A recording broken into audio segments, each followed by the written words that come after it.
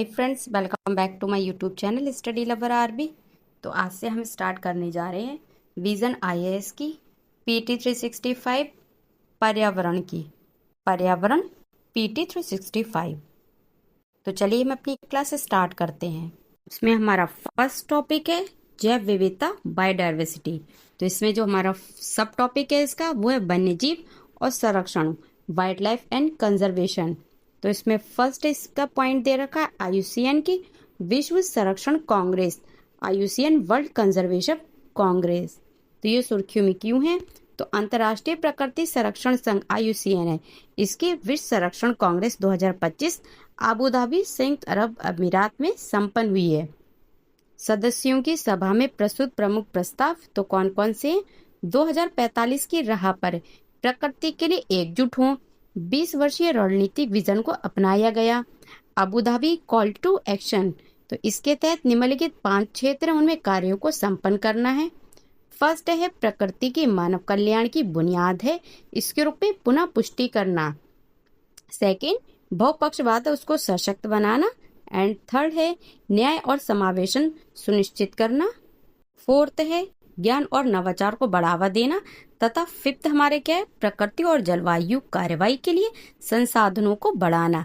नए सदस्य की बात करें तो आईयूसीएन है, इसमें 100 से अधिक नए सदस्य शामिल किए गए। इनमें 6 नए सदस्य कौन है? नए देश हैं आर्मेनिया, ताजिकिस्तान, मार्शल द्वीप, गैबोन, तुवालू और जिम्बाब्वे हैं। जीवाश्म ईंधन है, इनको न्यायोचित रूप से चरणबद्ध तरीके से समाप्त करने का समर्थन करने वाला प्रस्ताव पहली बार अपनाया गया है। वन्य जीवों को जलवायु सहयोगी है, इसके रूप में मान्यता दी गई है तथा उन्हें जलवायु समुत्थानशीलता है, इसके लिए प्राकृतिक आधारित समाधानों के प्रभावी अभिकर्ता के रूप में स्वीकार किया गया है। जैव विविधता संरक्षण में स्वदेशी समुदाय हैं, इनकी भूमिका को मान्यता देने हेतु प्रथम विश्व स्वदेशी जन एवं प्रकृति शिखर सम्मेलन का आयोजन।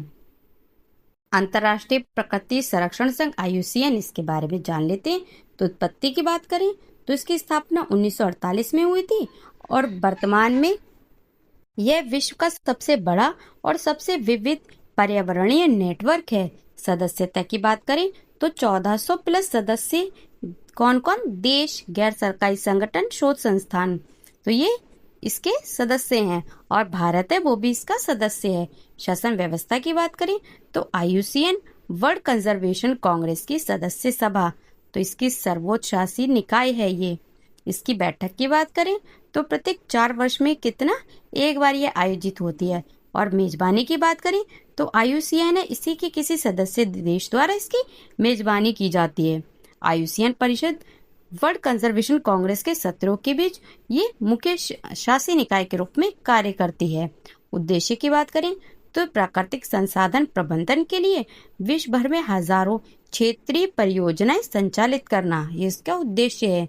रिपोर्ट्स की बात करें तो संरक्षित क्षेत्रों पर IUCN report IUCN world commission on protected areas द्वारा जारी, IUCN world heritage outlook for आदि की रिपोर्ट्स हैं। संबंधित सुर्खियां: भारत का राष्ट्रीय रेड लिस्ट रोड मैप और विजन 2025-30। भारत ने जैव विविधता संरक्षण को मजबूत करने के लिए national red list road map प्रस्तुत किया है। विजन क्या है इसका? तो राष्ट्रीय स्तर पर एक समन्वित और सहभागितापूर्ण रेड लिस्ट प्रणाली स्थापित की जाएगी।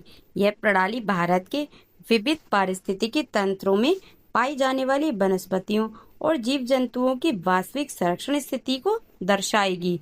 दायरा क्या है इसका? तो ये जो परियोजना है ये 5 वर्षीय पहल है। इसका लक्ष्य 11,000 प्रजातियों, इनमें क्या क्या? 7,000 वनस्पति प्रजातियों और 4,000 जीव जंतु की प्रजाति हैं, इनकी विलुप्ति के जोखिम का आकलन करना है। लक्ष्य क्या है इसका? तो 2030 तक वनस्पतियों और जीवों दोनों के लिए राष्ट्रीय रेड डेटा बुक प्रकाशित करना। नोडल एजेंसी क्या है इसकी?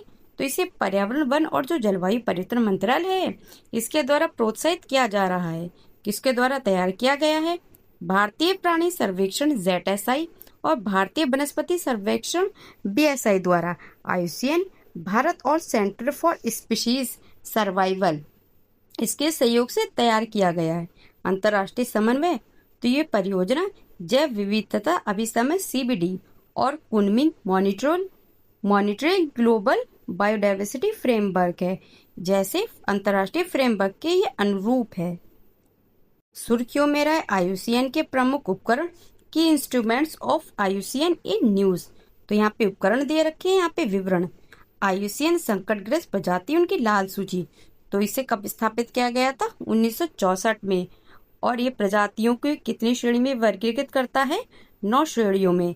इसे प्रतिवर्ष कम से कम कितनी बार अद्यतन किया जाता है, मतलब अपडेट किया जाता है? तो कम से कम 2 बार अपडेट किया जाता है। हाल ही में जो IUCN लाल सूची है, इसका अद्यतन किया गया है, मतलब इसका अपडेट किया गया है। वैश्विक तो आर्कटिक सील है, इसकी 3 प्रजातियां हैं, वो विलुप्त होने के करीब पहुंच गई हैं। हरा समुद्री कछुआ है, वो भी एक कीस्टोन प्रजाति है। इस प्रजाति के लिए किए गए संरक्षण संबंधी निरंतर प्रयासों के कारण इसकी संरक्षण स्थिति है वो एंडेंजर्ड से लिस्ट कंसर्न सूचीबद्ध हो गई है। भारत तो 12 भारतीय पक्षी प्रजातियों की संरक्षण स्थिति है, इसमें बदलाव किया गया है। वहीं 4 प्रजाति हैं, उनको अधिक संकटग्रस्त सूची में शामिल किया गया है। जिन 4 प्रजाति हैं उनको अधिक संकटग्रस्त श्रेणी में शामिल किया गया है, उनमें कौन कौन शामिल है? इंडियन कोर्सर, इंडियन रोलर और रूफस टेल्ड लॉर्क, उसको नियर थ्रेटेंड सूची में शामिल किया गया है। लॉन्ग बिल्ड ग्रास हॉपर बार्बलर है, इसको एंडेंजर्ड सूची में शामिल किया गया है। अन्य क्या क्या है? तो सिंथेटिक बायोलॉजी और प्राकृतिक संरक्षण पर प्रथम नीति इसको अपनाया गया है। पारिस्थितिकी संहार है, इकोसाइड है, इसका अपराध प्रस्ताव 061। तो पर्यावरण इसको जानबूझकर क्षति पहुंचाने को अंतर्राष्ट्रीय अपराध के रूप में मान्यता दी गई है, जो अंतर्राष्ट्रीय आपराधिक न्यायालय ICC के अंतर्गत आएगा। IUCN की लाल सूची में शामिल श्रेणियां कौन कौन सी हैं? तो देख लेते हैं। विलुप्ति का बढ़ता जोखिम, तो यहाँ पे शो कर रखा है। तो सबसे पहले है एनी नॉट इवेलुएटेड है।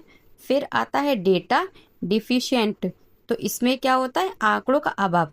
तो किसी प्रजाति के विलुप्त होने के खतरे का अनुमान लगाने के लिए उसकी जो आबादी है, ये वितरण के बारे में पर्याप्त जानकारी नहीं है, तो वो इस कैटेगरी में होता है, डेटा डिफिशिएंट में।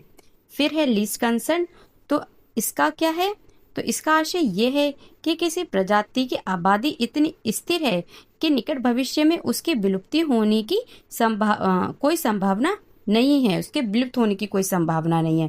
तो ये किसमें है? लीस्ट कंसर्न कैटेगरी में। नियर थ्रेटेंड कैटेगरी में कौन होता है? मतलब संकट उन्मुख। तो इसका आशय है कि कोई प्रजाति निकट भविष्य में थ्रेटेंड मतलब संकट श्रेणी में शामिल होने की संभावना से युक्त है। फिर है वल्नरेबल है, मतलब सुभेद। तो इसका आशय क्या है? किसी प्रजाति है, इसके समक्ष अपने जो प्राकृतिक परिवेश है उससे विलुप्त होने का उच्च खतरा मतलब हाई रिस्क बना हुआ है, तो वो वल्नरेबल की कैटेगरी में रखते हैं। एंडेंजर्ड की कैटेगरी में कौन होता है? तो इसका आशय है संकटग्रस्त है, मतलब तो इसका आशय है कि किसी प्रजाति उसके समक्ष अपने प्राकृतिक परिवेश से विलुप्त होने का अधिक मतलब उच्च खतरा वेरी हाई रिस्क है, वो बना हुआ है। फिर आता है क्रिटिकल एंडेंजर्ड, तो इसमें क्या क्या होता है? गंभीर रूप से संकटग्रस्त। तो उसका आशय है कि किसी प्रजाति के समक्ष उसके प्राकृतिक परिवेश है उससे विलुप्त होने का अत्यधिक उच्च खतरा मतलब एक्सट्रीमली हाई रिस्क है, वो बना हुआ है। फिर आता है हमारा EW एक्सटेंटिक इन द वाइड, प्राकृतिक परिवेश में विलुप्त। तो ये क्या है? Extinct in the wild EW। तो इसका आशय कि प्रजाति है वो अपने प्राकृतिक परिवेश अर्थात वन में नहीं है, उसके कुछ सदस्य केवल कैप्टिव अवस्था या कृत्रिम परिवेश में या अपने मूल प्राकृतिक परिवेश से बाहर जीवित है। फिर एंड में आता है EX मतलब एक्सटिंक्ट। तो ये क्या है? विलुप्त, एक्सटिंक्ट।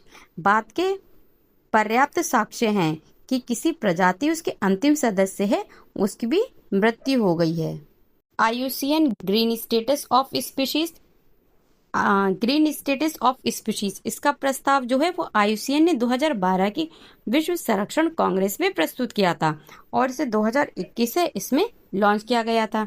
इसे IUCN की लाल सूची आकलन का एक वैकल्पिक हिस्सा बना लिया गया था।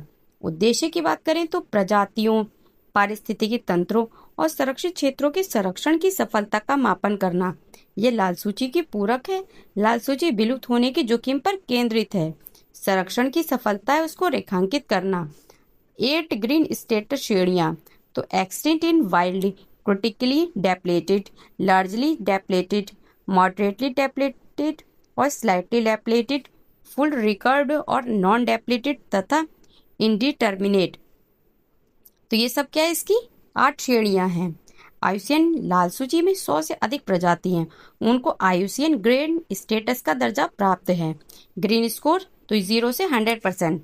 तो ये दर्शाता है कि कोई प्रजाति फुल रिकवर या पूर्ण रूप से पुनर्प्राप्त होने के कितने निकट है। कोई प्रजाति फुल रिकवर्ड पूर्ण रूप से पुनर्प्राप्त हो जाती है यदि वे अपने ऐतिहासिक पर्यावास के सभी भागों में मौजूद है, मानव प्रभाव के कारण जो नष्ट हुए क्षेत्र उनके सहित वह अपने पूरे पर्यावास में व्यवहार्य आबादी मौजूद है। विलुप्त होने का खतरा नहीं है उसको। अब वह अपने पर्यावास के सभी भागों में पारिस्थितिकी कार्य को संपन्न करती है आदि। कैंटर आर मिलर पुरस्कार। काजीरंगा के जो निदेशक हैं उनको राष्ट्रीय उद्यानों में नवाचार के लिए आयुसीएन के कैंटर आर मिलर पुरस्कार से सम्मानित किया गया है। ये जो पुरस्कार है ये प्राप्त करने वाले वे पहले भारतीय हैं। गठन तो इसका गठन विश्व संरक्षित क्षेत्र आयोग WCPA उन्होंने किया है। WCPA अंतर्राष्ट्रीय प्राकृतिक संरक्षण संघ आयुसीएन के 6 तकनीकी आयोगों में से एक है। ये पुरस्कार जो है ये राष्ट्रीय उद्यानों में नवाचार और संरक्षित क्षेत्र संधारणीयता के लिए कब शुरू किया गया था? 2006 में शुरू किया गया था। यह उन व्यक्तियों को सम्मानित करता है जिन्होंने राष्ट्रीय उद्यानों और संरक्षित क्षेत्रों के संरक्षण में नवाचार किया हो एवं नेतृत्वकारी भूमिका निभाई हो। ये पुरस्कार है ये प्रत्येक 2 वर्षों में एक बार आयुसीएन WCPA द्वारा प्रदान किया जाता है। IUCN species survival commission SSC। तो इसकी स्थापना की बात करें जो 1949 में हुई थी और यह विश्व के लगभग प्रत्येक देश से जुड़े 10,500 से अधिक स्वैच्छिक विशेषज्ञों का ज्ञान आधारित नेटवर्क है। भारत के प्रसिद्ध वन्यजीव संरक्षण विशेषज्ञ विवेक मेनन ने इनको वर्ष 2025 से 2029 के लिए IUCN species survival commission SSC है इसका नया अध्यक्ष चुना गया है। भूमिका की बात करें तो ये आयुसीएन को जैव विविधता संरक्षण, प्रजातियों के प्राकृतिक महत्व और पारिस्थितिकी तंत्र के स्वास्थ्य व कार्यप्रणाली में उनकी भूमिका से संबंधित जानकारी प्रदान करता है। IUCN world heritage outlook 4 report. तो अंतर्राष्ट्रीय प्राकृतिक संरक्षण संघ आयुसीएन ने आयुसीएन विश्व धरोहर आउटलुक 4 रिपोर्ट है वो जारी की है। ये रिपोर्ट प्राकृतिक और मिश्रित विरासत स्थलें उनकी संरक्षण स्थिति का आकलन करती है। रिपोर्ट के मुख्य बिंदुओं पर एक नजर डाल लेते हैं। सकारात्मक संरक्षण आउटलुक वाले स्थलों का प्रतिशत पहली बार काफी कम हो गया है। भारत से संबंधित निष्कर्ष तो कंजर्वेशन आउटलुक रेटिंग में केवल जो कंचनजंगा राष्ट्रीय उद्यान है उसको गुड रेटिंग प्राप्त हुई है। सुंदरवन राष्ट्रीय उद्यान तो 2020 से 25 तक इसके संरक्षण आउटलुक दर्जे में गिरावट देखी गई है। पहले से good with some concern rating दी गई थी लेकिन अब इसे सिग्निफिकेंट कंसर्न रैंकिंग दी गई है। मानस राष्ट्रीय उद्यान और पश्चिमी घाट भी सिग्निफिकेंट कंसर्न श्रेणी में है। नेक्स्ट टॉपिक है हमारा शेर पैंथेरा लियो के लिए पहला ग्रीन स्टेटस असेसमेंट। तो ये अभी सुर्खी में क्यों है? तो आयुसीएन ने शेर पैंथेरा लियो के लिए पहला ग्रीन स्टेटस असेसमेंट है वो जारी किया है। शेर पैंथेरा लियो के लिए प्रथम ग्रीन स्टेटस असेसमेंट के बारे में जान लेते हैं। तो शेर का ग्रीन स्टेटस, इनकी आबादी काफी हद तक कम लार्जली डेप्लेटेड हो गई है। विलुप्त क्षेत्र क्या है? तो शेर उत्तरी अफ्रीका और दक्षिण पश्चिम एशिया में विलुप्त हो चुका है। संरक्षण सफलता तो पश्चिमी और दक्षिणी मध्य अफ्रीका, दक्षिण अफ्रीका तथा भारत के कुछ हिस्सों में पाए गए प्रयासों से संभावित विलुप्ति को रोकने में मदद मिली है। यहाँ पे इसका पिक्चर दे रखी है एशिया शेर पैंथेरा लियो की। ये WPA 1972 की अनुसूची 1 में है। सिटीज परिशिष्ट 1 में आयुसीएन स्थिति इसकी क्या है? वल्नरेबल है। फ्रेंड्स आज की क्लास हम यहीं पे एंड करते हैं। आगे का टॉपिक हम नेक्स्ट क्लास में करेंगे। Thank you. जय हिंद।